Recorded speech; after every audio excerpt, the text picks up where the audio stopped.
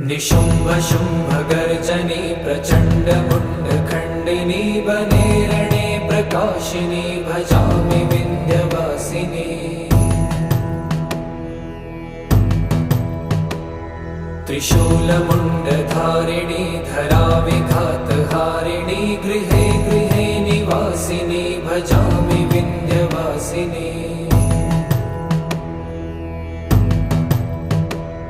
दरिद्रदुःखहारिणी सदा विभूतिकारिणी वियोगशोकहारिणी भजामि विन्ध्यवासिनी।